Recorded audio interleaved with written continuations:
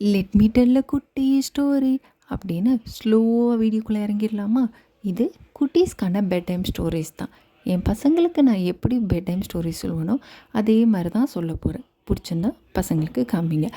ஜீப்ராக்கு எப்படி ஸ்ட்ரைப் வந்தது, வரி குதிரைக்கு எப்படி வரி வந்தது, கூவாங்கிற ஒரு காட்டுக்குள்ளே குதிரை மாதிரியே தான் ஜீப்ராவும் அந்த காலத்தில் இருந்ததாம்மா.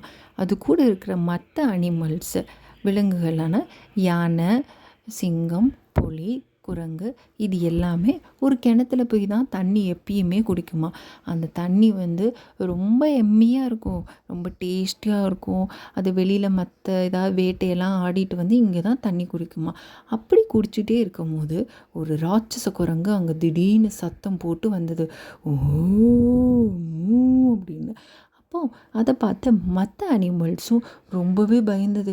யார் இது, கண்ணெல்லாம் ரொம்ப ரெட்டாக இருக்குது, ரொம்ப பெருசாக இருக்குது நம்மளை விட அப்படின்னு ரொம்ப பயந்துட்டு இருக்கும் போது அந்த ராட்சச குரங்கு கிணத்துல உள்ள தண்ணியை பார்த்தோன்னே அதுக்கு ரொம்ப ஆசை வந்துருச்சு.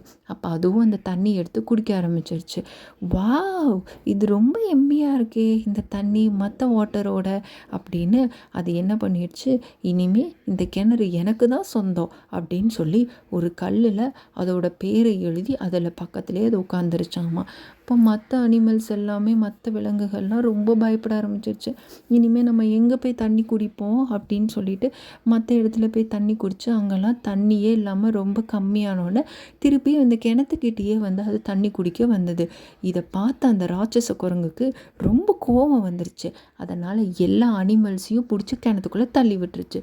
இதை மறைவாக பார்த்துட்டு இருந்த அந்த குதிரை ஒரு ஐடியா பண்ணுது. இந்த ராட்சச குரங்கு தூங்கினதுக்கப்புறம் எல்லா அனிமல்ஸையும் கண்டிப்பாக நம்ம காப்பாற்றணும் அப்படின்னு சொல்லி ஒரு பிளான் போட்டு வச்சுருந்தது.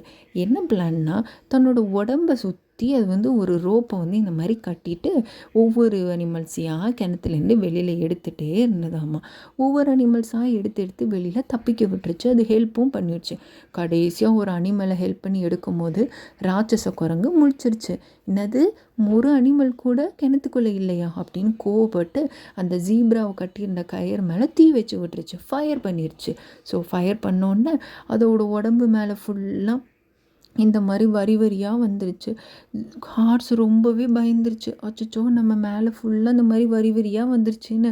சில அனிமல் கிண்டல் பண்ணுது, சில அனிமல் அதுக்கு ஆறுதல் சொல்லிச்சு.